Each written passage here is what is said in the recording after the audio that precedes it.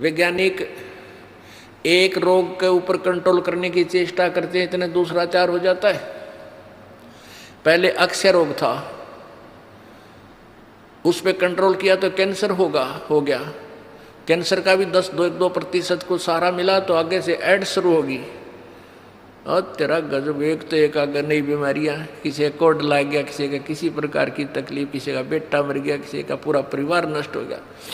अब कलयुग में इसलिए परमात्मा ने कहा था कि मैं अपने बच्चों को कलयुग में संभालूंगा, कि कलयुग में पिछले तो पुण्य आपके पास रहेंगे नहीं, प्रारब्ध में बहुत कम पुण्य आएंगे तुम्हारे हिस्से में, और दुख होंगे गणे। और जो पूजाएं तुम उस समय कलयुग में आप कर रहे होगे, जो काल के द्वारा भ्रमित, कोई देवता की, कोई भैरव की, कोई भूत की, कोई पितर की, या काल के द्वारा भेजे गए नकली संतों की, ये 10-12 संत पंथ बना रखे हैं, 15-16 पंथ हैं, और भी ये नए नए पंथ चल गए, इनमें भी आप पूजा कर रहे होगे तो भी आपको लाभ नहीं होगा, क्योंकि आपके पिछले संस्कार नहीं हैं। तो उस समय परमेश्वर ने कहा था कि तो काल ने ये कहा था कि कलयुग में इनको ऐसा कर दूंगा, ये भक्ति के योग नहीं रहेंगे, शराबी, कवाबी, स्वार्थी, निर्लज, ऐसी पिक्चरें बना दी। देखते आप देख लो पश्चिमी देशों में नग्न नाच हो रहा है, सरेआम जो घूम रहे हैं जैसे पशु घूमया करें नंगे, कोई कुर्ते के छोटे छोटे कपड़े पहनकर बहन बेटियां भी सरेआम ऐसे घूम रही है। तो ऐसी निर्लज्जता कर दे। अब ये हमारे समाज में भी घर करने लगी। पहले ओठों पर लिपस्टिक, ये नाखून पॉलिश और उस तरह के लटक मटक, ये पाउडर चटक मटक, ये कोई बहन बेटी हमने करती नहीं देखी। ऐसी वो वैसाएं किया करती थी, उनको घटिया औरतें माना करते थे। और आज देख लो, जब कोई भी पीछे नहीं रही बहन बेटियां, इसी बूंदी पॉलिश लाऊंगी, पूरे नौ न लाल कर लेंगी, मुंह ऐसा बूंदा लाल, देखते बूंदा शक्ल भी ना अच्छी लगे। तो इस तरह की ड्रामाबाजी इस काल ने करवा दी, हमें निर्लज बना दिया। और सरेआम डांस करती हैं ब्याह शादी में, बेटियां नाचे, उड़े बाप नाचे, उड़े बेटी नाचे, उड़े माँ नाचे। अरे थारा गजब, इधर वैसा ही नाचा करती थी कि तो बंद कोठों में, आज सरेआम नचा दिए काल ने हमारे को, हम निर्लज हो गए। अब इस समाज को देखो, कल बताया था आपको कि इस शिक्षा का अवगुण घना है, लाभ एक है, और ये लाभ सब अवगुणों को सेट कर देगा। कि अवगुण ये है कि निर्लज्जता, चातुरता, हम एक दूसरे के जो है ना प्रिय नहीं रहे, अपनी चतुरता के कारण काग बन गए। काग क्या करता है कि जैसे कौवा होता है, गधे की चोंच कमर टूटी होती है और उस दुखती उस जख्म को ही दूनी चोंच मार मार कर उससे खाता है। हम इस चतुरता के कारण रिश्वत लेते हैं, किसी का काम नहीं कर अधिकारी, पैसा लेने के लिए उनको 100 ऑब्जेक्शन लगाकर चक्कर कटाते रहते हैं। कोई 2 का 20 बनाते हैं, सब घी में मिलावट, दूध में मिलावट, सब्जी में, हर चीज़ में मिलावट। कहते हैं ऐसा इंजेक्शन लगाते हैं, बेल का तोरी तड़के इतनी लंबी हो ही पावे। थारा गजब वही, सिर्फ वो बेचन खातिर कि थारा पैसा, तुम्हें पैसा मिल जाए, हुकंड क्रुक। तो ये चतुरता आ गई। अब डॉक्टर लोग देख लो, सभी तो नहीं हुआ करते, लेकिन 80% इतना जुल्म करते हैं। 2 रुपये का 100 रुपये मांग ले, 200 मांग ले, कोई टाल नहीं, 500 मांग ले, 1000 गरीब आदमी से। और भी किसी स्तर में देख लो, आप कोई पीछे नहीं रह रहा। जिसका भी जहाँ दाव लगता है वो तुरंत डंक मार देता है। जिसके पास कोई मिलावट मिलावट करने सथाना नहीं है, वो तो करेगा कहाँ से। तो अब इसमें अवगुण तो इतने हो गए, माया माया दिखाई देती, ना भाई दिखता, ना बाण दिखती, ना भगवान दिखाई देता।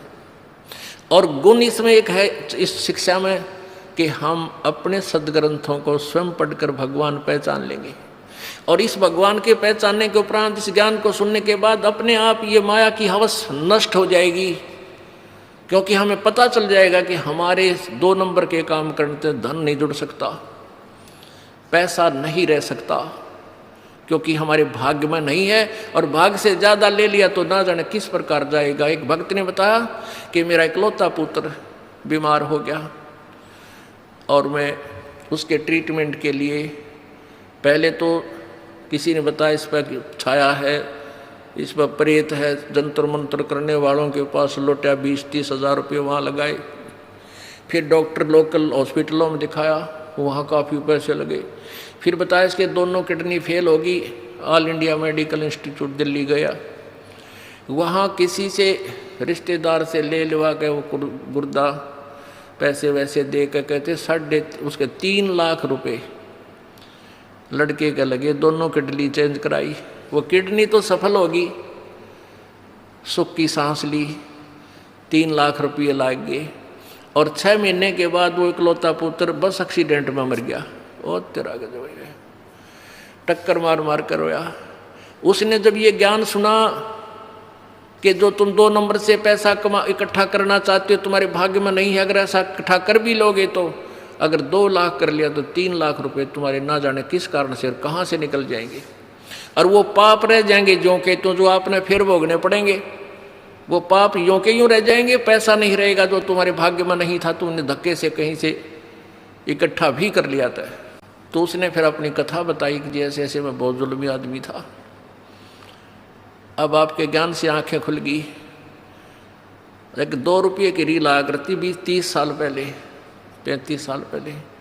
ये कैसेट होती है टेप की, ये टेप चले थे उस टाइम, और उस पर दूसरी कंपनी जो अच्छी बिकती थी उसकी मोहर लगा देते थे और 2 रुपये के रिफल थोक के वाला आता था तोल के बाद से, और 35 रुपये की बेचा करता हुआ कैसेट। किसी और कोई ख़राब हो जाती धमका देता था, भाग जा, ओरिजिनल दे रखी थी बनता है। तो आज मेरे साथ ठीक बनी और थोड़ी सज़ा है मुझको, आपके ज्ञान से पता लग गया मेरे जैसे दुष्ट को तो और सज़ा चाहिए थी। तो पुण्यात्माओं, इस ज्ञान से इस माया की हवस को तो ख़त्म कर देंगे, ये निर्लज्जता भी ख़त्म हो जाएगी। हमारी बहन बेटियों देख लो यहाँ पर किस प्रकार आती हैं, एक देवी आया करती हैं ऐसे, ना कोई फंड करती, अपना सीधे साधे कपड़े पहन कर जो एक आम सभ्य समाज में होना चाहिए ऐसा इनका व्यवहार हो गया है। और जाके देख लो कितने शहरा में कार्टून बने अंडे हैं लड़कियाँ।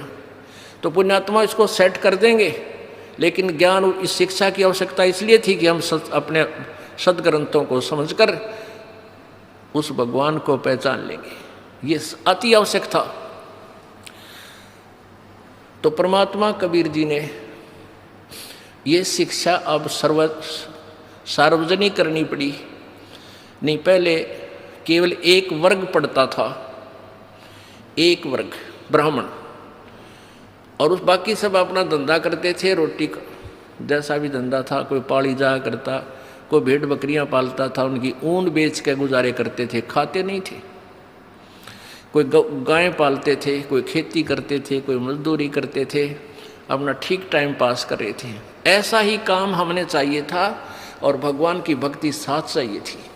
चाहे कोई आज अफसर है, चाहे गरीब है, अमीर है, मजदूर है, किसान है, चाहे दुकानदार है, अगर वो नेक नीति से काम करे अपना और भगवान की भक्ति करता रहे तो सबका मोक्ष होगा। बुराई छोड़नी पड़ेगी, 2 नंबर का धंधा त्यागना पड़ेगा और समर्पण भाव से प्रभु के चरणों में आपको लगना पड़ेगा, मोक्ष दूर नहीं है।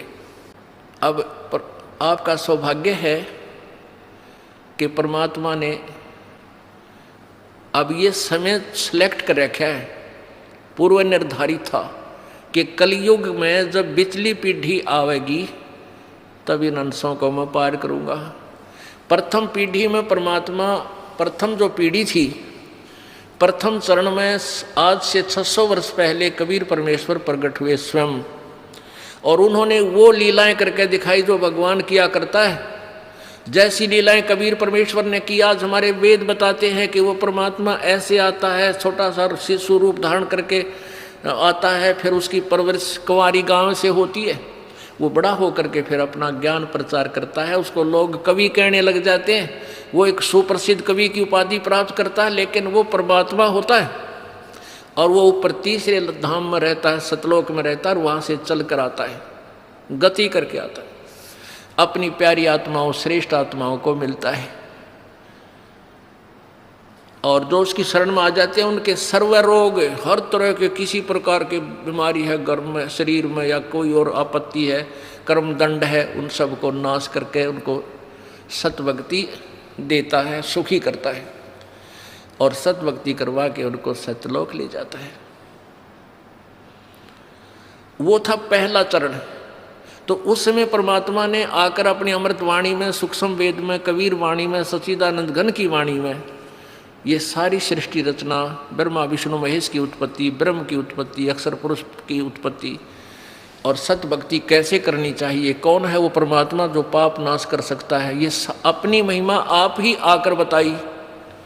आपने कल वेद में पढ़ा कि वो परमात्मा कबीर देव अपने द्वारा रची हुई सृष्टि और सभी देवी देवताओं के जन्म आपकर स्वयं ही बताता है, स्वयं ही ठीक ठीक विस्तार से बताता है और दूसरा कोई नहीं जान सकता उसकी द्वारा रची हुई सृष्टि को। जब परमात्मा 600 वर्ष पहले आए थे, सन 1398 में आके काशी शहर के एक लहर तारा तालाब में कमल के फूल पर एक शिशु का रूप धारण किया था। वहाँ से नीरू नीमा नाम के 2 मुसलमान जो लाए थे दंपति, वो उठा ले गए थे प्रभु को। वहाँ लीलावत परमात्मा जब बड़े हुए, जब 25 दिन के हो गए तो उन्होंने कुछ भी आहार नहीं किया था, तो उसमें कंवारी गाय का दूध परमात्मा ने अपनी ही लीला से एक कंवारी गाय मंगवाई थी, भगवान शंकर जी को भी प्रेरित करके वहाँ भेज दिया था। ये अलग कहानी है, फिर बताएंगे। तो कहने का भाव ये है कि जब कलियुग में परमात्मा आए, प्रथम चरण में धर्मदास नाम के एक सेठ बांधवगढ़ के रहने वाले बहुत बड़े धनी व्यक्ति थे, वो मिले। वो ब्रह्मा विष्णु महेश के पुजारी थे। जैसे हिंदू धर्म में जन्म होने के कारण हम सभी वैसी ही पूजाएं किया करते थे, इन्हीं भगवानों को सर्वेश्वर मानते थे, पूजा के योग मानते थे। तो जब धर्मदास जी को परमात्मा ने ये ज्ञान कराया, धर्मदास जी ने भी एक हिंदू धर्म की रीति से एक रूपदास नाम के गुरु बना रखे थे।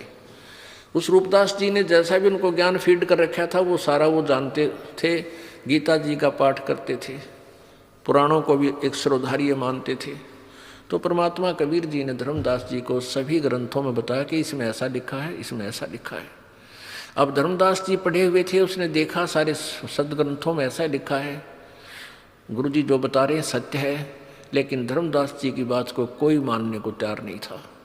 धर्मदास जी ने कहा, प्रभु आपने जो ज्ञान दिया ये मेरे हृदय में समा चुका है और इस ज्ञान को कोई भी सुनने को तैयार नहीं है। रिश्तेदार से कहता हूँ वो भी उल्टा होता है, तो मुसलमान बन गया है, तो देवताओं के बारे में गलत बोलता है, तेरी जीभ कट जाएगी, तेरा नाश हो जाएगा, अब मेरा पीछा पड़ लेते हैं।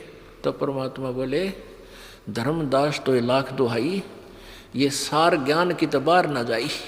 ये जो ज्ञान इब्बा मत बताइए किसी ने, धर्मदास तो ये लाख दुहाई, ये ज्ञान अभी ना बताना कि ब्रह्मा विष्णु महेश के माता पिता है, उस वहाँ लिखा है और वहाँ लिखा है, अभी रुक जा, तेरे को बता रहा हूँ मैं। नहीं तो ये नकली संत, ये नकली ऋषि, मैं ऋषि आगे ये डोल पीटते पाओगे। और सत्य कलयुग के अंदर इस काल से मेरा वचन है कि पिछली पीढ़ी में इनको मैं ये सारा खजाना दे दूंगा अपने बच्चा तक, और ये सारे नकली संत फेल होंगे उस समय जा करके जो गीता और वेदों और पुराणों के आड़ में रोटी खा रहे हैं। तो तब मेरे बच्चे मुझे पहचान लेंगे। अब तो इसका जिक्र मत करना किते है। धर्मदास तो ये लाख दुहाई, पुणात्माओं इतना बढ़िया ज्ञान मिले पाछे के डट्या जा आदमी, उसने बता दो, उसने बता दो, कसूती ललक उठा। इब आप हो, आपको जब ज्ञान हो जाता है, अपना मोक्ष तो आप भूल जाते हो, मेरा तो मोक्ष होगा ही होगा, फिर भाई को, बहन को, रिश्तेदार को, सबको सुनाने की चेष्टा करते हो, ऐसी उमंग भर जाती है, ऐसी प्रेरणा होती है, स्वाभाविक है और यह होनी भी चाहिए। लेकिन धर्मदास को परमात्मा ने रोक दिया था कि तू बस जिक्र मत करना। धर्मदास तो लाख दुहाई, ये सार ज्ञान मूल ज्ञान की तबार न जाई। मूल ज्ञान बाहर जो पढ़ी या बिचली पीढ़ी हंस नहीं तरही, और मूल ज्ञान को जब तक छुपाई तब तक छुपाई जब तक ये द्वादश पंथ ना मिट जाए। अब ये सारे पंथ खत्म हो लिए, कंडम हो लिए। इन सभी पंथों की आज तक जितने भी पंथ थे सबके द्वारा लिखी हुई अनुभव की पुस्तकों को इस दास ने पढ़ा। और वेदों के ज्ञाता समझे जाते थे, उनके अनुभव की पुस्तकों को देखा, सब यूजलेस पाई। उनकी सीडी बना दी, उनके फोटोकॉपी बना दी, ऐसे प्रोजेक्टर में दिखा दिखा के पूरे समाज में भेज दी कि ये बताते थे। अब ये कह नहीं सकते कि हम ऐसा ज्ञान नहीं देते थे, क्योंकि उन्हीं की पुस्तक उन्हीं के द्वारा पढ़ दास ने बोलकर सुनाकर सबके सामने रख दी। अब ये सूख जाएंगे, खत्म हो जाएंगे, खत्म हो गए ये समझो, क्योंकि बुद्धिमान समाज है, इस ज्ञान को समझकर तुरंत समझ जाता है कि उन संत के पास कोई ज्ञान नहीं है। अब ये सभी पंथ नष्ट हो जाएंगे। कैसे होंगे? धीरे धीरे, थोड़ा समय लगता है, लेकिन हो जाएंगे। जैसे पहले हम छोटे छोटे थे, वर्षा के दिनों में कहीं खेतों में, किसान के घर जन्म था इस दास का, तो खेतों में जैसे किसी ने आम खाया और फेंक दी गुठली, वो वर्षा ऋतु में फिर वो उग आते थे, वो कहीं किले के बीच में, कहीं कहीं पर ऐसे छोटे छोटे पौधे फूट उगाते थे। हम उनको वहाँ से निकाल कर और एक ऐसे स्थान पर लगाते थे जो फिर खेती करते समय डिस्टर्ब ना करें और पौधे भी बन जा, पेड़ भी बने। तो हम वहाँ से उखाड़ते थे ना, और किसी की नीचे से मिट्टी हट जाती थी, वो जड़, उसकी जड़ें दिख जाती थी, तो यूं कहा करते, तेरा पौधा कोई ना लागे सूखेगा, तेरे पौधे की जड़ राम ने देख ली, तेरे पौधे की जड़ राम ने देख ली, सूखेगा। और वो सूख जाता था, क्योंकि वहाँ से पाड़ के लांदे फिर दूसरे खेत में ले जाते, इतना वह मिट्टी जिसके नहीं होती उतना वह पौधा ठीक नहीं, वो रहती नहीं उसके अंदर वह क्षमता, तो वहाँ लगाते तो वो सूख जाया करता, एक दिन 2 दिन 2 दिन हरा दिखता, फिर सूख जाता था। तो अब इन सभी पंथों की जड़ राम को दिखा दी, परमात्मा को ने, इस दास ने इनकी जड़ दिखा दी समाज को कि इनके पास ये धन था, तुमने मूर्ख बना रहे थे, ना कोई भक्ति का पता, ना ज्ञान का पता, ना कोई इनके पास मंत्र सही, ये आपको काल के जाल में फंसाएंगे। तो अब ये परमात्मा ने कहा था कि धर्मदास तो 1,00,000 दुहाई, ये सार ज्ञान, ये मूल ज्ञान की तबार ना जाई। और फिर ये कहा था कि मैंने तेरे को ये सारे मंत्र दे दिए, ये तीनों मंत्र दे दिए थे धर्मदास जी को परमात्मा ने, ओम, तत् और सत। तत् भी सांकेतिक है और सत भी सांकेतिक है। अब परमात्मा ने कहा था कि ठीक है, इस ओम और तत् जो दूसरा मंत्र है ये तो तू डिक्लेयर कर भी सकता है, लेकिन सार शब्द जो तीसरा मंत्र है, जो सत शब्द है, जो सत तीसरा नाम है, उसके विषय में तू जिक्र मत करिए, किसी को मत बताना। धर्मदास तो 1,00,000 दुहाई, ये सार शब्द की तबार न जाई, सार शब्द बार जो पढ़ी, बिचली पीढ़ी हंस नहीं तरी।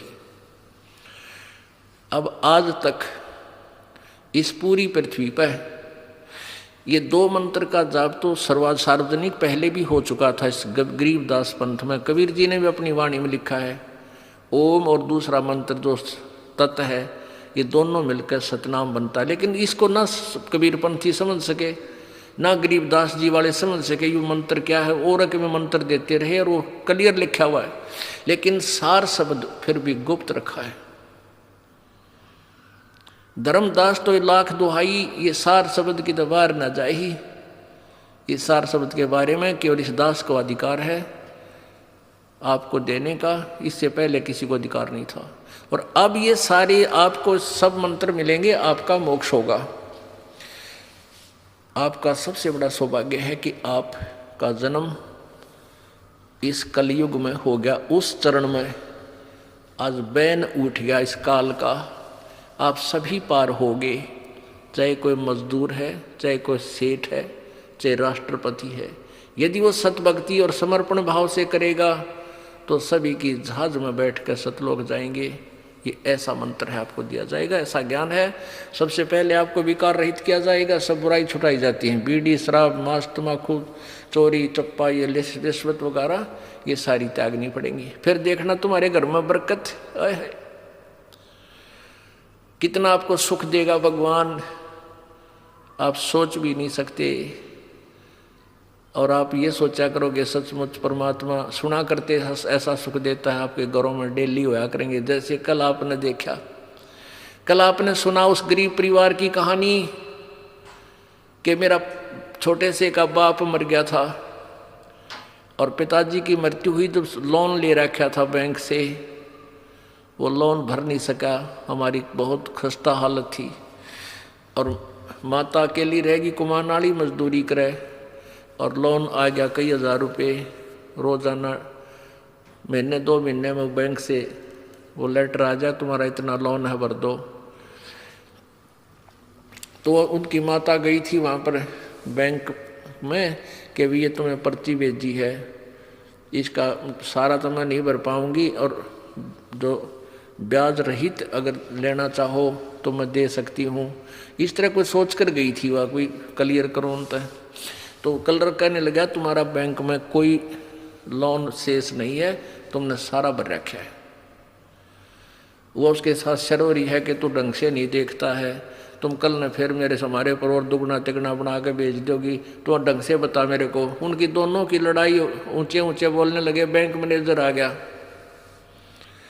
कहने लगा बहन क्या झगड़ा है तुम्हारा? बोला जी मेरा हमारे यहाँ चिट्ठी भेज रखी तुमने हैं और ये हमारे ऊपर लोन है, यूँ नो क्या लोन तुम्हारे पास है नहीं, तुम फिर इसका दुगना बना के भेजोगे, हम थोड़ा थोड़ा देना शुरू करें जैसा हमारी गुंजाइश है, कुछ करें इसका तो बताओ, मुझे क्लियर बताओ। बैंक मैनेजर ने बोला जा बहन जी मैं देखूंगा, मैं खुद चेक करूंगा। उसने खुद चेक किया, कंप्यूटर में देखा, कंप्यूटर में देखा तो कहने लगा तुम्हारा सारा लोन क्लियर है। वह फिर शर होगी न, बोली तुम मत बकाओ मेरे को, ये तुमने चिट्ठी भेज रखी। वह चिट्ठी उसने दी पाड़ और लिख कर दे दिया कि तुम्हारा कोई लोन नहीं है, मोहर मार दी। बोलो सतगुरुदेव की। अब परमात्मा ने कैसी रजा करी, उनके अकाउंट तो लोन ने खत्म कर दिया, उनके अकाउंट में नहीं रहा, नहीं तो वो उनका ऊपर पड़ाओ कलर का बेचारा गए, मान ले वो लिख के भी दे देते थे, तो उनके उस खाचा में सारा खत्म कर दिया। और परमात्मा ने के लागे देरी, वो घर भर दे परमात्मा आपका पैसे से, ये सत्कर मान लेना। ऐसे भक्त हमारे को बताते हैं जी मेरे एक बार 5,000 रुपये बढ़ गए, इतने पैसे धरे थे 3 बार गिन के गरीब आदमी और 5,000 रुपये बड़े पाए। तो पुण्यात्माओं विश्वास रखना मालिक पे, 2 नंबर के धंधे करके दूने पाप कमाओगे और अंत में पापों की गाड़ी भर ले जाओगे। यहाँ परमात्मा आपके आने वाली आपत्तियाँ, जैसे आपके ऊपर कोई पाप कर्म के कारण कोई दंड आना उसको भी खत्म करेगा। तो इसलिए परमात्मा बताते हैं अपनी महिमा, आप बताते हैं आजा बंदे शरण राम की फिर पाछे पछतावेगा। भाई आजा बंदे शरण राम की फिर पाछे पछतावेगा। इसलिए परमात्मा कह रहे आ जाओ तुम अब भी मेरी शरण में। जैसे गीता जी अध्याय नंबर 18 के, गीता जी अध्याय नंबर 18 के श्लोक नंबर 62 में गीता ज्ञान दाता कहता है कि अर्जुन तू सर्वभाव से उस परमेश्वर की शरण में जा, उसकी कृपा से ही तू परम शांति और शाश्वत स्थान यानी सत्यलोक को प्राप्त होगा। परम शांति कि वहाँ जाकर तुझे परम शांति होगी, वहाँ कोई कष्ट नहीं उस सतलोक में। वो कैसा है वो सतलोक? भाई शंखों लहर मेहर की उपजे कहर नहीं जा कोई, दास गरीब अचल अविनाशी सुख का सागर सोई। उस सतलोक के अंदर कोई दुख नहीं, किसी प्रकार का कोई कष्ट नहीं, बुढ़ापा नहीं। इस जीव के लिए सबसे बड़ा दुश्मन है बुढ़ापा। मृत्यु भी देखी जा चल हो जाए तब एक दिन कट जा टंटा। ये बुढ़ापा है ना, ये रुआ ले से इस प्राणी को। और इस कलयुग में तो और ज़्यादा ना बालक अच्छे रह रहे, ना कोई ऐसी पुत्र वधुओं को ज्ञान रहा, बेटियों को जो थोड़ी बहुत दया धर्म भी वो खत्म होती जा रही है। तो इस प्रकार ये बुढ़ापा, इस समय का बुढ़ापा सबसे बड़ा कहर होगा आपके लिए। पहले तो लाज शर्म करा करते, कोई पड़ोसी कह देता, रिश्तेदार ते भी नो डरा करते भी कुछ आकर टोक देगा, वो डे सेवा ना करते।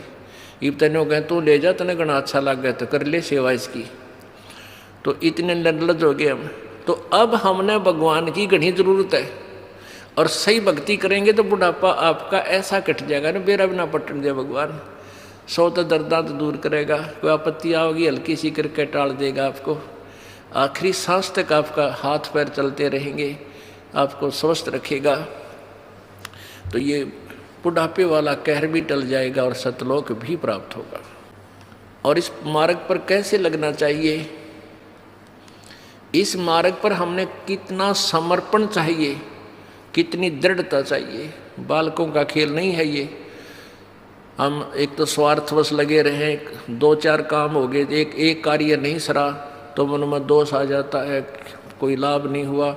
हमने टारगेट जो बना रखा होता है, अगर वो हो जाए तो हम समझते हैं भगवान ने ठाठ कर दिए। और हो सकता है जिस उद्देश्य से आप परमात्मा से डिमांड कर रहे हो और वो वस्तु आपके लिए आने वाले समय में आपके लिए हानिकारक हो, तो परमात्मा वो आपको देगा नहीं, वो नहीं देगा यदि आप भगवान से की शरण में हो। और आपको वो नहीं देगा क्योंकि मेरी आत्मा को ही बर्बाद कर देगा, लगे लगाए पौधे को नष्ट करेगा। और आप ये सोच लेते हो परमात्मा ने ये हमें लाभ क्यों नहीं दिया, और आप भगवान से दूर हो जाओगे तो आपका दुर्भाग्य होगा। इसलिए ये रह रह कर ज्ञान दिया जाता है कि आप रोगी हो और ये हॉस्पिटल है जन्म और मृत्यु के रोग को काटने वाला। ये वो दीर्घ रोग है जो ना ब्रह्मा से कट सकता, ब्रह्मा का अपना नहीं कटा। विष्णु जी को भी ये रोग है, ब्रह्मा जी को भी रोग है, विष्णु जी को भी मृत्यु का जन्म मृत्यु का रोग है। इस ब्रह्म को भी जन्म मृत्यु का रोग है, पर ब्रह्म को भी है। केवल एक परम अक्षर ब्रह्म है वो परमात्मा, जो जन्म और मृत्यु के रोग को काट सकता है। और वो ये हॉस्पिटल है बरवाला आश्रम, सतलोक आश्रम बरवाला। यहाँ पर उस दीर्घ रोग का ऑपरेशन होता है। अब सच परमात्मा के दरबार में आप आगे, जैसे आप हॉस्पिटल चले जाते हो, आज हॉस्पिटल में जाके आप डॉक्टर को अपना रोग बता देते हो, डॉक्टर अपनी जांच करके क्लियर कर लेता है कि हाँ आपको ये रोग है, फिर वो आप कहते हो जी ट्रीटमेंट कर दो। तो उसमें डॉक्टर आपका ट्रीटमेंट करता है, आपका जो है इलाज करता है, तो उसमें आपकी सलाह नहीं लेगा।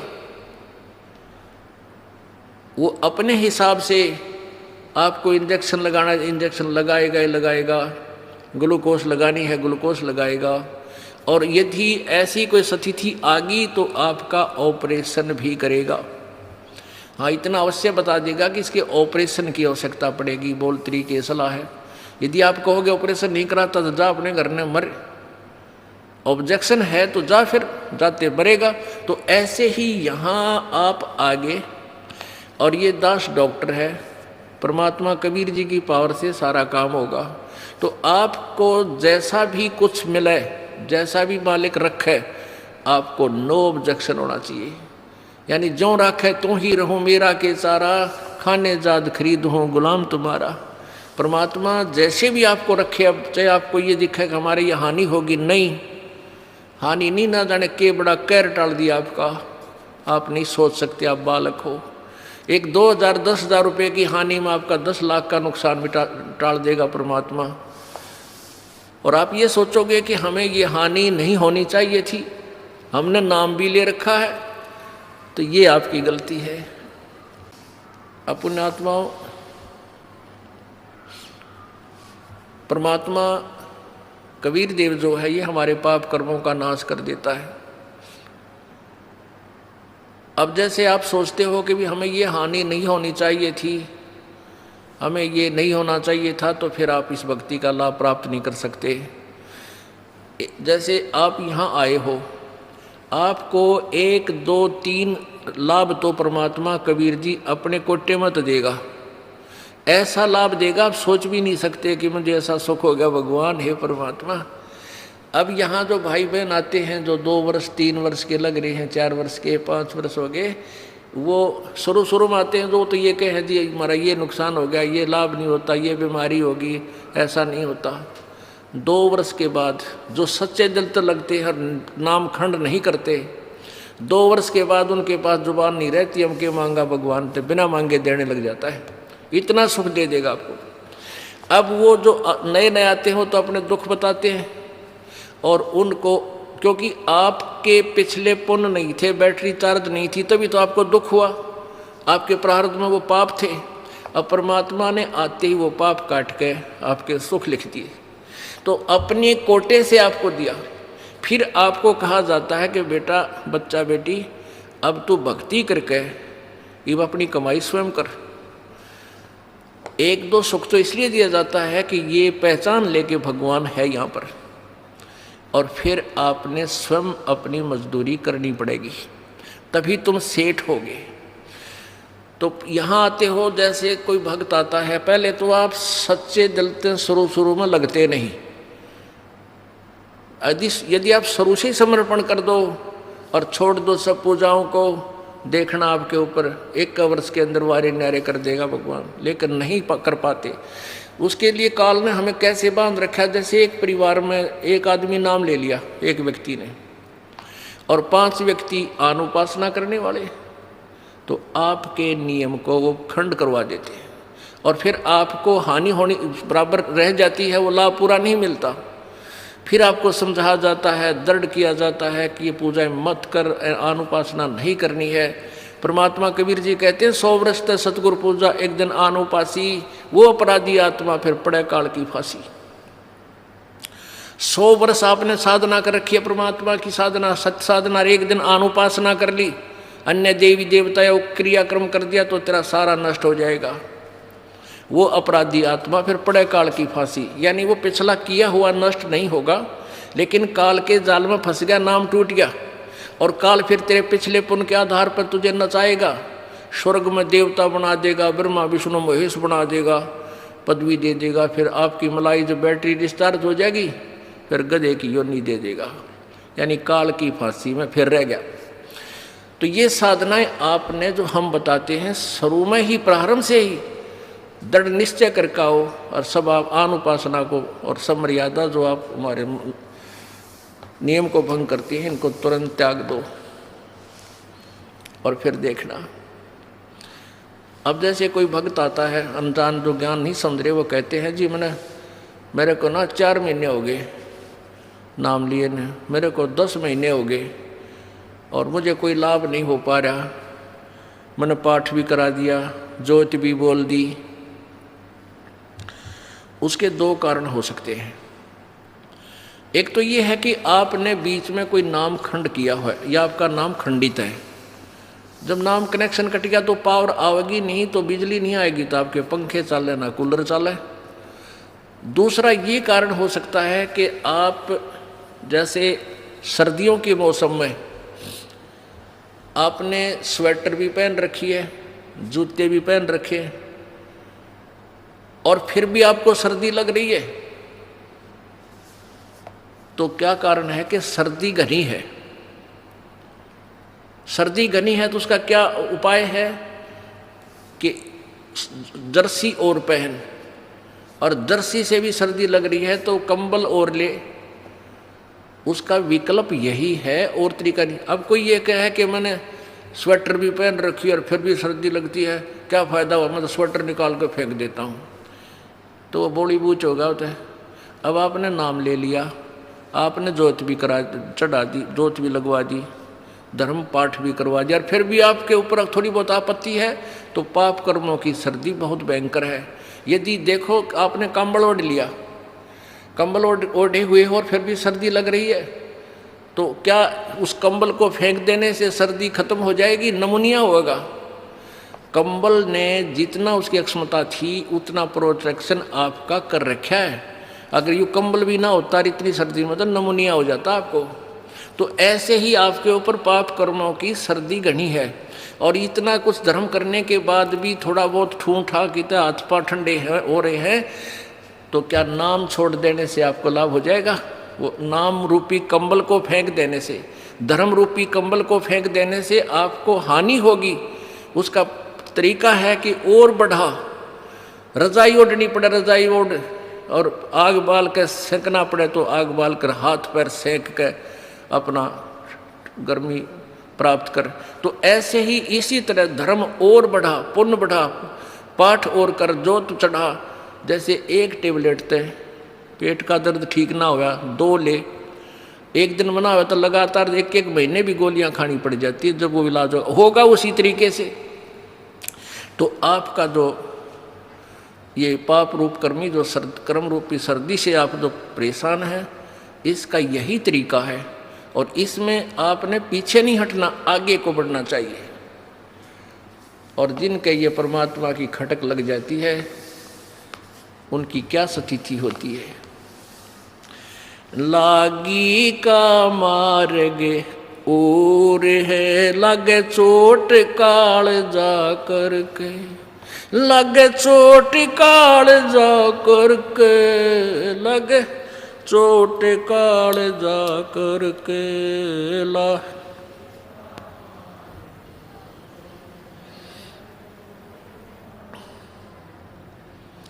बन बीच भरतरी भूप ने एक मारा ताण निशाना, बन बीच भरतरी मारा ताण निशाना। कोई घड़ी सदी थी आवन की साधु का हो गया आना, कोई घड़ी सदी थी आवन की साधु का हो गया आना। कोई मुआ मर्ग जवा दियो नत तारे धरो न बाणा, कोई मुआ मर्ग जवा दियो नत तारे धरो न बाणा। जिंदा कर दिया डोर था शिष बना परीक्षा करके, शिष बना परीक्षा करके, शिष बना परीक्षा करके। लागी का मार्ग और है लगे चोट काल जा करके, लगे चोट काल जा करके। लागी का मार्ग और है लगे चोट काल जा। गोपी चंद योगी हो गए जिन ले लिया भगमा बाणा, गोपी चंद योगी हो गए जिन ले लिया भगमा बाणा। गुरु महल जनान भेज थे भिक्षा का भोजन लाना, गुरु महल जनाने भेजते डोडी पे अलख जगाना। भोजन 36 छोड़ के भिक्षा का भोजन खाना, व्यंजन 36 त्याग के भिक्षा का भोजन खाना। तन पड़ गया कमजोर था ना खाया उदर भर के, ना खाया उदर भर के, ना खाया उदर भर के। लागी का मार्ग और है लग चोट काल जा करके, लग चोट काल जा करके। लग लागी का मार्ग और है लग चोट काल जो करके। बाजीद कहे उठाओ ऊंट को लोग कहें ये मुआ, बाजीद कहे उठाओ ऊंट को लोग कहें ये मुआ। उठन आली चीज रही ना गया ओड सलानी सुआ, वा उठन वाली चीज रही ना गया ओड सलानी सुआ। कुछ नक्सक बिगड़ा है नहीं बाजीदा अचरज हुआ, कुछ नक्सक बिगड़ा है नहीं बाजीदा अचरज हुआ। जिन किया अचंबा गोर है राज तजा काल से डर के, तजा राज काल से डर के, तजा राज काल से डर के। लागी का लग चोट काल जा करके लागी का।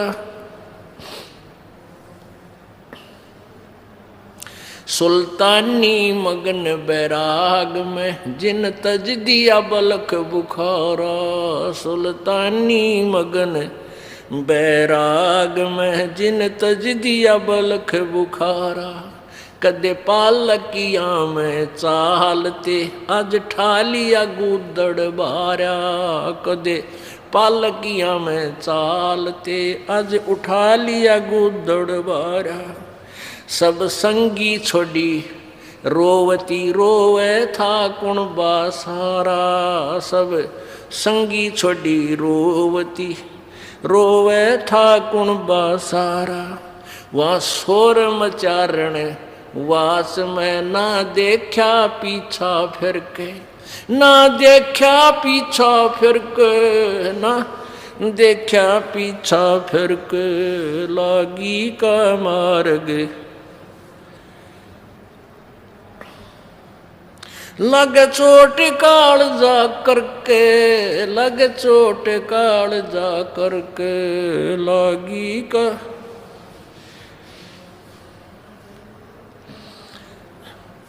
कुएं में शेख फरीद ने किसी मीठी बोली बासा। कुएं में शेख फरीद ने किसी मीठी बोली बासा। तुम चुन चुन कागा खा ली और मेरे हाडा पर का मासा।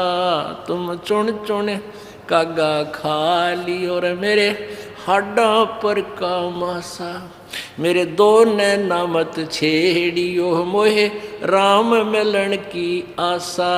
मेरे दो नैना मत छेड़ियो मोहे राम मिलन की आशा। जिन करी तपस्या गोर थी वो होए आश्रय हर के। वो होए आश्रय हर के। वो हुए आश्रय हर के लागी का मार्ग। लग चोट काल जा करके। लग चोट काल जा करके लागी का।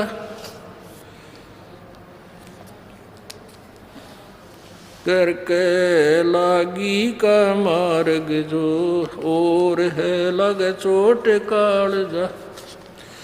पीपा दरिया में कूद गए रजिन कैसी करी डठाई।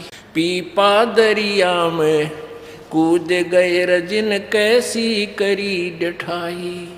वो नर पाड़ा जीत गए रजिन सिर धड़की बाजी लाई। नर वो पाड़ा जीत गए जिन सिर धड़की बाजी लाई।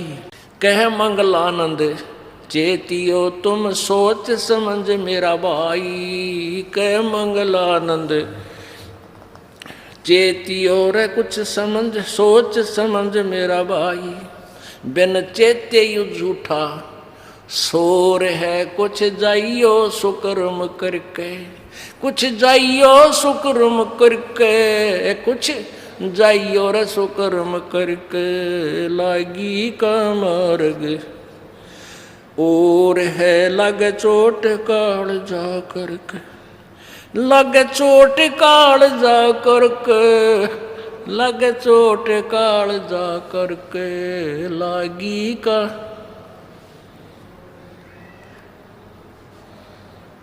सत्साही। अब इस ये शब्द किसी भक्त अन्य उपासक जो था उसका बनाया हुआ है।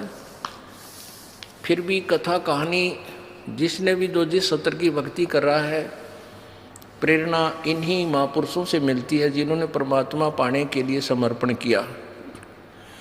और परमात्मा उन्हीं को मिला है जिन्होंने तन मन शीश उस परमात्मा को तन मन धन सब तेरा और तेरा तुझको अर्पण के लागे मेरा। अब तो आप आते हो माया मांगने। अरे एक दिन ऐसा दिखा दूंगा आप नो ऐसे लिया करोगे भर भर का जेब। आप मालिक के दरबार में उस देन आया करोगे लेन नहीं। क्योंकि आपके द्वारा किए शुभ कर्म इतने प्रफुल्लित होंगे और आपको माया की के अवगुण का पता लग जाएगा। फिर भी इस माया को जोड़ जोड़ कर इसके लिए 2 नंबर का काम करके कर्म नहीं बिगाड़ सकते। तो समर्पण करोगे,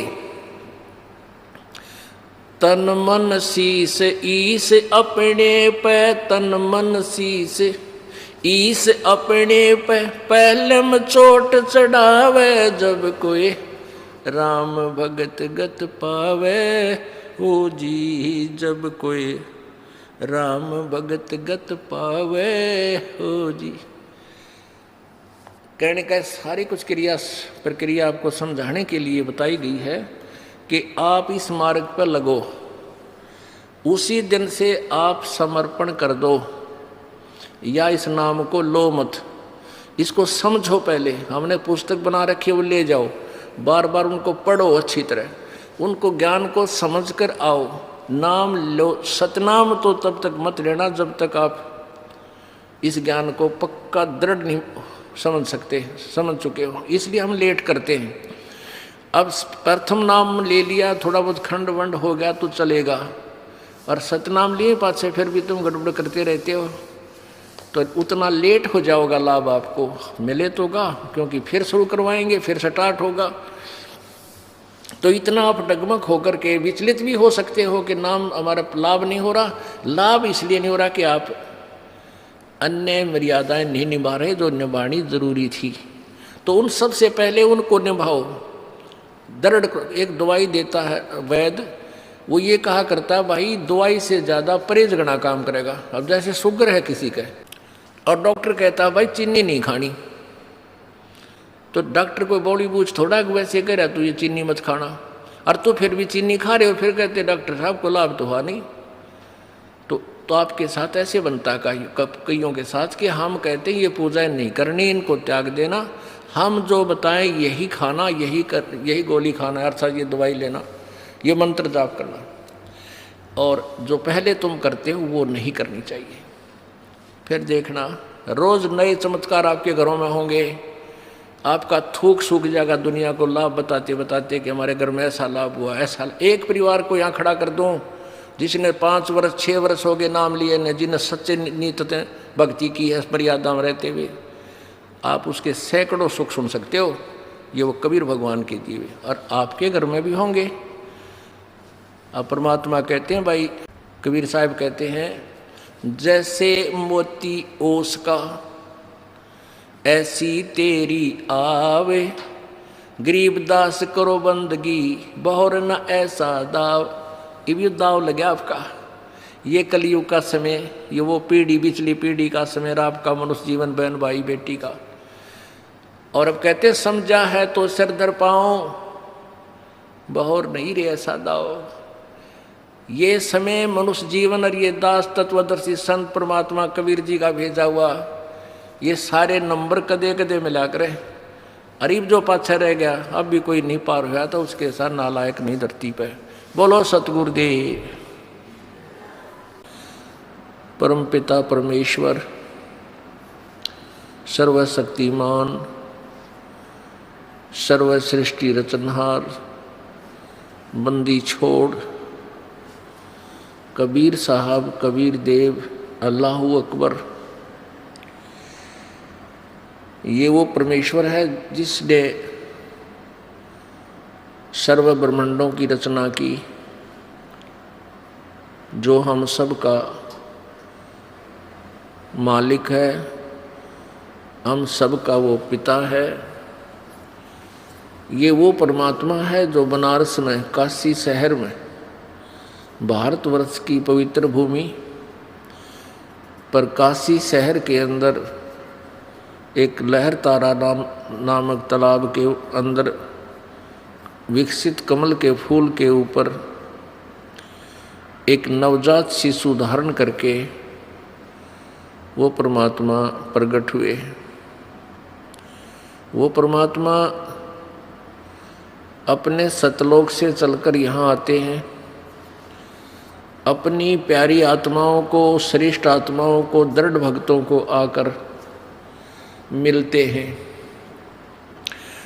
और इस काल के द्वारा फैलाए गए अज्ञान को समाप्त करने के लिए उन अपनी प्यारी आत्माओं को अपने द्वारा रची हुई सृष्टि तथा संपूर्ण आध्यात्मिक तत्व ज्ञान से परिचित कराते हैं।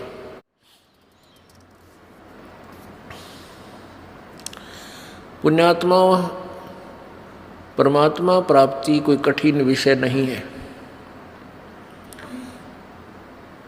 क्योंकि परमात्मा प्राप्ति के लिए मानव शरीर हो, पूर्ण संत हो, पूर्ण संत से उपदेश प्राप्त हो और आपकी सच्ची श्रद्धा और सच्ची लगन हो, अपना दैनिक कार्य स्वाभाविक कर्म करते हुए जिसका जैसा भी कोई कार्य है उसको करते करते आप परमात्मा प्राप्ति कर सकते हो। इसमें जो सबसे कठिन कार्य काल भगवान ने बना दिया वो ये है कि परमात्मा को कैसे पहचाने।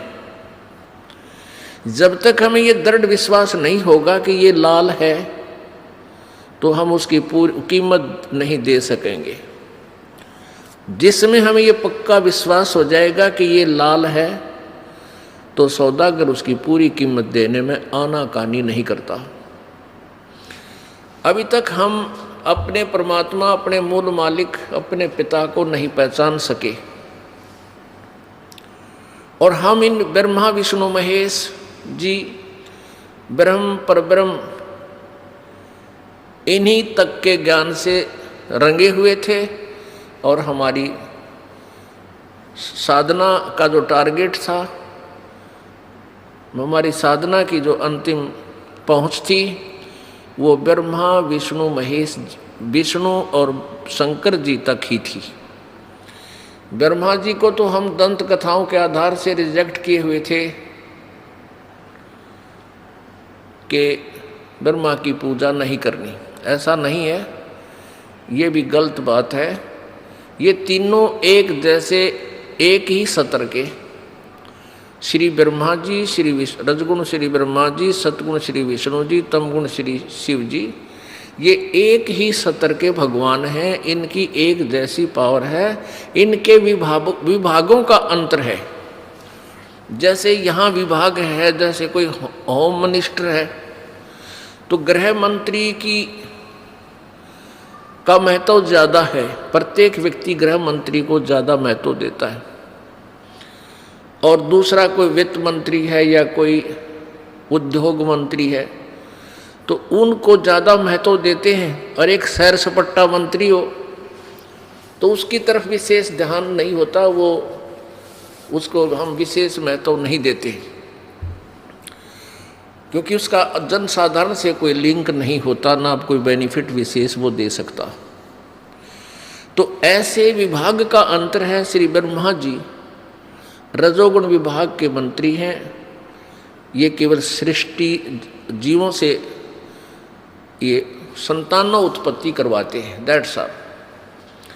और विष्णु जी सतिथि रखते हैं और इनको कथित रूप से पालन पोषण का भी कहते हैं, ये पालन पोषण करता है। लेकिन पालन पोषण तो एक ही परमात्मा, वो पूर्ण ब्रह्म वही करता है। और शिव जी को इसलिए पूजते हैं कि ये रिद्धि सिद्धि इसके पास है और ये एकादा खिलौना साधक को दे देता है। फिर उसके आधार से ये सिद्ध पुरुष, नाथ, ये फिर हल्दी की गांठ प्राप्त करके पंसारी बन जाते, इसलिए इनका महत्व ज़्यादा है। लेकिन अन्यथा ये तीनों भगवान एक ही सत्र की शक्ति के हैं। अब सबसे पहले हमने परमात्मा को पहचानना है। वो कौन है वो परमात्मा जो हमें पूर्ण मोक्ष दे सकता है? वो परमात्मा कहाँ से पहचाना जाएगा? उसको पहचानने के कौन से हमारे पास प्रूफ प्रमाण होने चाहिए जो हमें मान्य हो? उनमें से हम सर्वप्रथम वेदों को महत्व देते हैं। पवित्र हिंदू धर्म के अंदर वेदों का नाम सर्वोच्च है और कोई भी व्यक्ति ये कहने वाला नहीं है कि वेदों का ज्ञान गलत है। एक आधे कुछ सिरफरे हैं वो ये कहते हैं वेद भी तो एक किसी इंसान ने लिखे हैं, व्यास जी ने लिखे हैं, और गीता जी भी तो व्यास जी ने लिखी है, वो भी तो उन्हीं का अनुभव है। और कुछ ये कहते हैं जैसे विशेषकर राधा स्वामी वाले, राधा स्वामी पंथ वाले ये कहते हैं कि हम वेदों और गीता को नहीं मानते, वो भी तो किसी संत व्यास जी द्वारा लिखे उनका अनुभव है। हम तो अपने गुरुओं की, हमारे गुरु संत ने जो ज्ञान दिया है वो वेदों से भी न्यारा है, वेदों से भी उच्चतम है। तो पुण्यात्माओं, इन ऐसी व्याख्याओं से कुछ एक ऐसे व्यक्ति हैं जो ईब कलयुग में अभी 150 वर्ष से यह बिजली गिरी है कि वेदों को भी नकारा करने लग गए कुछ व्यक्ति। क्यों करने लगे? कि वेदों का ज्ञान नहीं था हमें। तो सबसे पहले तो एक 10 मिनट का सत्संग इस राधा स्वामी पंथ का ही कर देते हैं, जो वेदों को भी नकारा करते हैं और कहते हैं हमारे गुरु जी शिवदयाल जी वो परम धनी थे, उनका ज्ञान अद्वितीय है। आत्म की ऐसी ही सत्य जानकारी के लिए चैनल को अभी सब्सक्राइब करें।